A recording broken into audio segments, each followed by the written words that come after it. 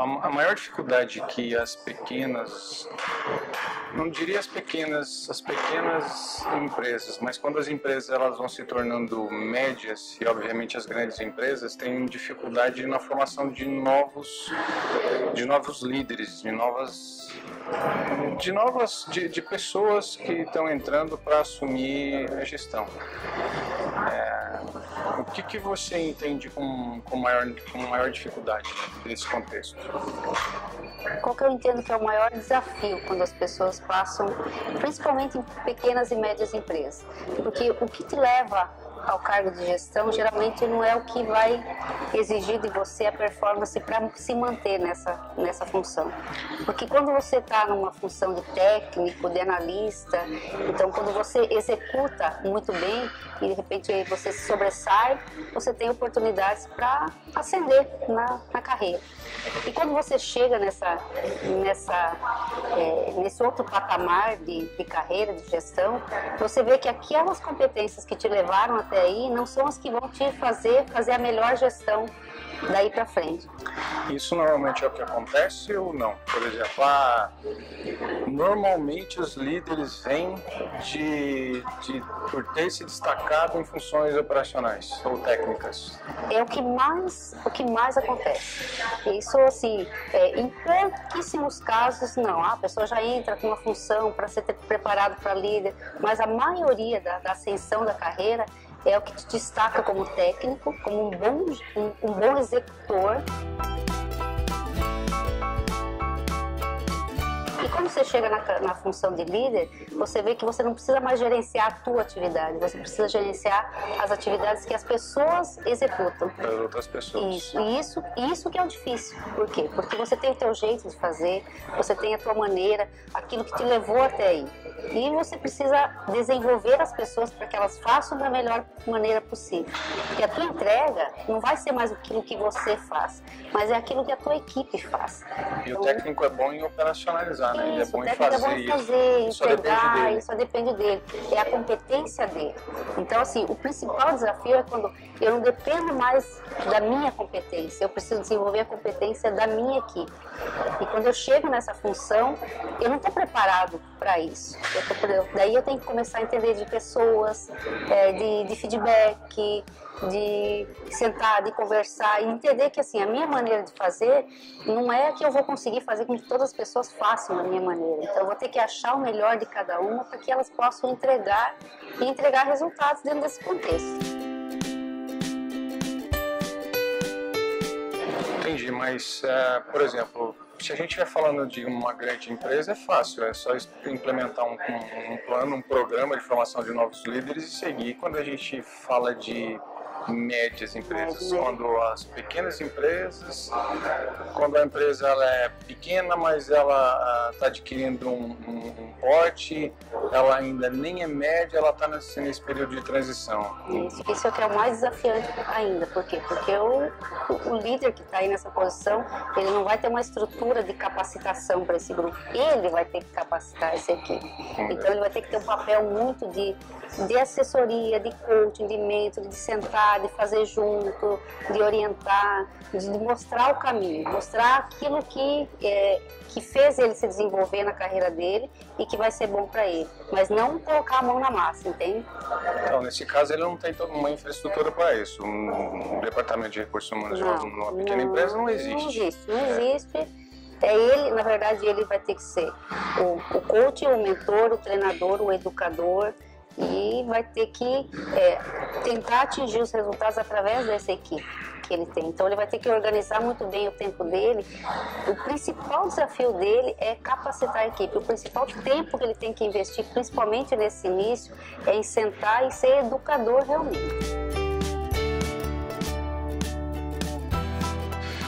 Se ele é um excelente empreendedor, mas ele não tem as competências que ele precisaria para poder desenvolver esses novos líderes.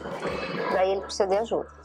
Ele precisa de ajuda no sentido de buscar, às vezes eu não tenho recursos, eu sou um pequeno empresário, sou um pequeno empreendedor, mas eu tenho na minha equipe alguém que é muito bom nisso. E ele não é um líder, mas ele consegue sentar com a equipe, mostrar o que tem que fazer Agora, se eu sou um empreendedor e falo, não, mas eu não gosto de gente, cara, daí não rola.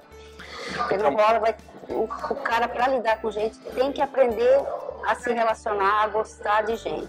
De uma maneira ou outra, o cara vai saber fazer, porque se ele está tornando um negócio de pequeno porte para um negócio de médio porte, ele sabe fazer isso de alguma forma. Provavelmente ele já buscou capacitação, ele já se desenvolveu nisso.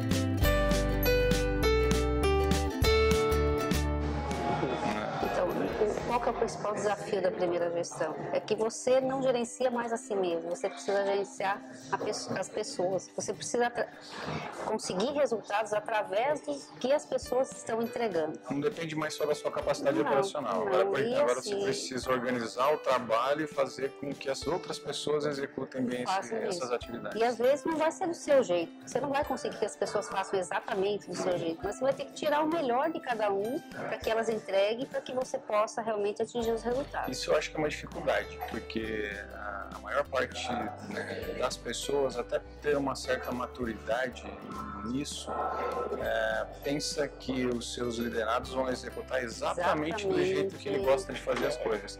E insiste nisso. E aí toda vez que ele insiste nisso, ele acaba frustrando os liderados dele. Principalmente porque ele tem que olhar o perfil de cada um. Né? As pessoas entregam resultados de várias formas.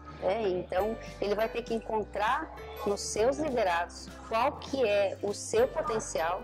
Tem gente que vai ser mais analítica, tem gente que vai ser mais relacional. Então, ele vai ter que ver as atividades que ele tem dentro do contexto de gestão dele e desenvolver e colocar as pessoas certas no lugar certo. Senão, ele queima o desenvolvimento das pessoas e se frustra também, porque ele quer que faça do jeito dele. Né? Entendi. E tem uma outra coisa que eu acho bastante complicada, porque todos nós já passamos por isso, né? É de que o líder novato, digamos assim, ele não tem experiência, obviamente, e com isso ele não sabe aplicar técnicas, estilos de liderança, por exemplo. Quando você começa a liderar, você acha que é simplesmente tratar todo mundo igual. Isso é muito importante, bem lembrado dessa sua questão, porque a gente tem um tema que a gente trata aí na gestão, que é a liderança situacional. Porque se você pega uma pessoa que não tem conhecimento, que tem um nível de maturidade muito baixo, você vai ter que acompanhar muito de perto. E aí, agora, se você contrata uma pessoa mais desenvolvida, você tem que dar a tarefa e deixar ela fazer. Você não pode ficar em cima, porque senão a pessoa não se estimula. Então você tem que identificar o nível de maturidade da sua equipe e aplicar a liderança de forma situacional, conforme o perfil da sua equipe. O cara que tem baixa maturidade precisa de um acompanhamento de pertinho. De perto. O cara que tem uma maturidade maior, ele não aguenta um acompanhamento em cima. Ele vai achar que é uma algema. Você tem que dar um desafio e cobrar o resultado. Cara, te dei uma atividade, marca um dia com ele, me entrega. Agora, o cara M1, que a gente chama de maturidade 1, você tem que estar aí. Te dei uma tarefa, vou acompanhando. Aí o cara vai para o M2, no M3. Para que ele está no M4, ele vai sozinho. Ele é o cara que está pronto, é o cara que você delega e ele te entrega os resultados. Você não tem que ficar acompanhando em cima, que é um cara que nem aguenta isso. Né? Ele não consegue trabalhar dessa forma. Ele vai ficar frustrado, porque ele quer desenvolver, apresentar projetos, e você vai ficar, não, segue por aqui, segue por ali. Então, assim, isso até assim, no desenvolvimento, quando você contrata uma pessoa nesse nível, né, você avaliou no recrutamento, na seleção, o cara tem um potencial. Não adianta você querer começar a cobrar o cara em cima, o cara não aguenta, o cara não fica os 90 dias. Ele fala, pô, não é isso, não tem espaço aqui para me desenvolver. Entendi, ele já está num outro nível, ele quer desafio, ele quer confiança, né? E a gente está falando de desafios de gestão. Qual é o modelo de gestão mais adequado? Centralizador, descentralizador, moderado? Eu diria, não existe um modelo de gestão adequado, porque depende muito do contexto. Você pega uma empresa, por exemplo, você foi contratada numa média empresa, uma empresa que está o caos, teve fraude, desvio, você vai centralizar, você tem que conhecer a equipe, você tem que saber quem é quem, então você vai primeiro mapear a situação. Claro, vamos falar no mundo ideal, é um modelo descentralizado, as pessoas são maduras, mas isso não existe um modelo modelo ideal. Existe o contexto em que você está inserido e pode ser que para um setor, um departamento, você vai ter que ter uma gestão mais centralizada. Para outro, você consegue descentralizar e claro que as pessoas de forma centralizada elas são muito mais criativas, muito mais inovadoras. Mas eu não posso falar que existe um modelo ideal, porque depende do contexto que você está inserido. Todos esses modelos podem ser equilibrados em momentos diferentes. Bom, a gente já falou de desafios da gestão, da primeira gestão, a gente já falou do desafio do líder que tem que formar líder, a gente falou dos estilos de gestão, quando eles são aplicados, em que contexto eles são aplicáveis ou não. O que mais que tem sobre gestão? Olha, a gestão, a pessoa quando chega nesse cargo de gestão também, ela vai ver que é um cargo muito solitário.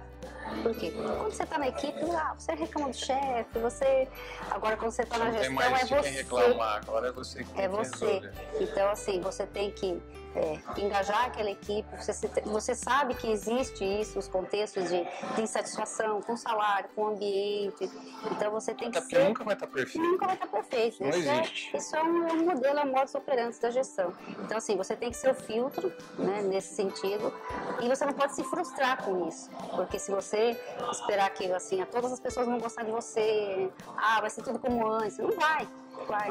É um outro patamar e você vai ter que se posicionar diferente. Você falou de um negócio interessante, porque normalmente as pessoas não gostam de criar atritos e quando você é gestor não tem jeito.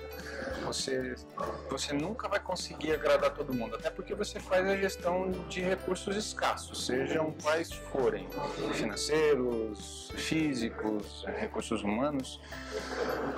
Todos esses recursos eles são escassos mais ou menos em determinada situação. Como é que faz para lidar com isso? Você tem que se preparar emocionalmente para isso. Por quê? Porque quando você está numa posição abaixo do nível de gestão, você estava junto com a galera. Eu reclamo do salário, eu reclamo não sei o quê, eu reclamo da empresa. E quando você passa para esse novo contexto, você tem que ser o filtro para a empresa. Você não pode... Se você receber uma diretriz, você pode até não concordar com ela, você pode dar sua opinião e tal, não, mas essa é a diretriz, Carlito.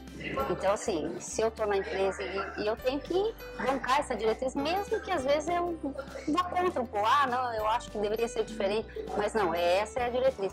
Então, eu tenho que vender para minha equipe dessa maneira. E às vezes eu vou gerar frustrações e eu tenho que bancar isso. Mas mesmo firmando essas posições, tem jeito de fazer isso de um jeito. Eu não preciso ser estúpido, eu não preciso ser durão, eu posso fazer isso, utilizar, obviamente que tudo depende do contexto, né? Eu não posso firmar uma posição que exige determinada intensidade ou atenção naquele momento, às vezes dando risada, porque senão as pessoas sorrindo o tempo todo, que as pessoas não vão achar que existe, que naquele momento tem que ter uma certa intensidade de seriedade. A situação exige um pouco mais de seriedade. Mas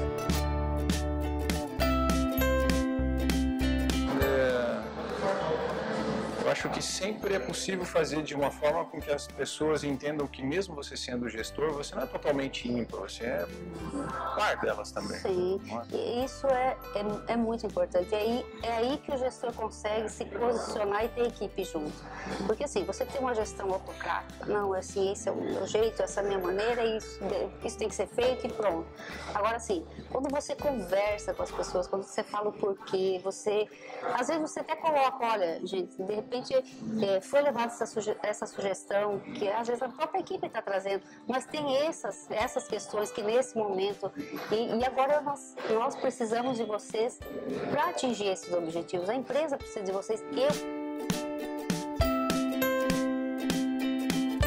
vocês. E geralmente as pessoas, elas não trabalham para a empresa, elas trabalham para um gestor, para um líder. Então, assim, isso você pode perguntar para muitas pessoas, sabe? Então, assim, o que marca para ela nas pessoas? São os gestores que passaram pela vida delas. Então, assim, ou foram experiências muito boas, ou foram experiências muito ruins. Então, assim, você consegue, mesmo em situações adversas, ter a equipe com você, por você como gestor, como líder.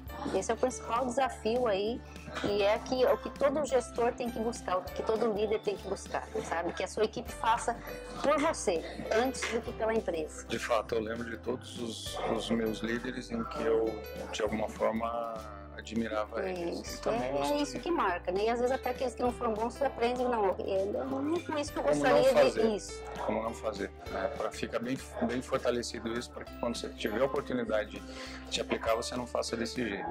E depois, assim, tem muitas coisas aqui que a gente pode falar de gestão, que a gente poderia falar a noite inteira aqui, que daí, assim, o feedback, várias ferramentas que a gente precisa, né, desenvolver e aprender para desenvolver as pessoas, né? Como que eu faço uma correção com uma equipe, como é que eu converso em relação a um comportamento inadequado, a uma entrega inadequada. Então, assim, eu acho que isso é tema para um outro bate-papo que realmente dá pano para manga aí, né? Eu acho mais contraditório, às vezes, no que diz respeito à gestão, a ser líder, é que no contexto geral você precisa dar exemplo o tempo todo, certo? E que você precisa, para que a sua equipe se sinta motivada, ela precisa, até nesse contexto de ser par e não ímpar, de que você participe das atividades que a sua equipe está fazendo. Mas acontece que, como gestor, uma empresa de porte médio ou de porte pequeno é menos e uma empresa de grande porte é mais, né? Você tem várias atividades e várias equipes trabalhando ao mesmo tempo em atividades diferentes, em várias frentes de trabalho. E obviamente você não consegue acompanhar todas, mas as equipes sentem falta e até comentam quando você não as acompanha. Só que as equipes, elas têm um foco de trabalho, um plano de trabalho. Quando aquele plano de trabalho acaba, você tem outra equipe com outro plano de trabalho, num momento subsequente, continuando outros trabalhos que às vezes têm correlação com aquilo ou não. Mas todos eles, de uma maneira mais consciente ou inconsciente, cobram a sua participação. Como é que você lida com isso? Porque imagina assim, você tem uma equipe que começa em um horário, no primeiro turno, a outra no segundo turno e a outra no terceiro turno. Mas você, como líder, é uma pessoa só. Você não vai aguentar acompanhar todos os turnos de trabalho. E todas as pessoas, entendendo você como par, gostariam que você estivesse ali. Como é que a gente resolve isso? Legal, isso é um desafio, viu, Carlitos? Por quê? Porque o que geralmente nós líderes fazemos? A gente fica focado e dando atenção para quem está dando mais problema. E o cara que está se desenvolvendo, está entregando, ele se ressente porque, poxa, né, eu estou fazendo tudo certinho aqui, não tem meu líder aqui junto comigo, me apoiando. Vai se sentir sozinho, sem apoio. Vai se sentir sozinho. Então, assim, isso é um desafio para o gestor. Ele tem que se programar em relação a isso. Claro que ele vai ter que geralmente dar mais atenção onde está o problema, porque é onde ele precisa corrigir. É onde ele faz a diferença. É onde ele faz a diferença. Mas ele precisa ter, nem que seja pequenos momentos, mas de muito qualidade, e que ele reconheça essa equipe. Por que eu estou dedicando menos tempo que vocês? Porque vocês, é a história do filho pródigo, né? O cara que vai e entrega sozinho, então eu acabo não focando meus esforços aí. Mas assim, isso tem que ficar claro para a equipe.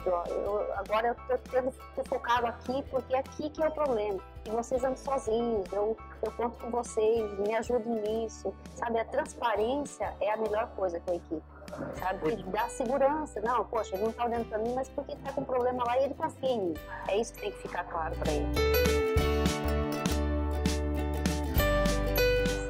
Poderia dizer que em situações normais seguir dessa forma, em situações não tão convencionais eu poderia elencar momentos mais críticos do plano de trabalho de cada um e acompanhar. Por exemplo, até um cara lá que eu tenho uma equipe totalmente madura, mas ela tem dentro do plano de trabalho dela alguns momentos mais críticos e talvez ela sente mais a falta do líder do lado. Eu tenho uma entrega importante. Essa minha equipe é extremamente madura, eu não preciso. Mas assim, é uma coisa desafiante, é uma entrega importante, é uma fase que eles precisam do meu acompanhamento. Então assim, eu tenho que olhar para isso, sabe? E aquele tempo, de repente, eu não preciso todo aquele tempo que eu estou com problema, mas eu tenho que estar lá. Ó, eu estou junto, estou aqui, eu confio em vocês, sabe? É isso que precisa, a equipe precisa sentir que o líder está aí, sabe? Para a hora que ele precisar e que ele está reconhecendo o esforço dele.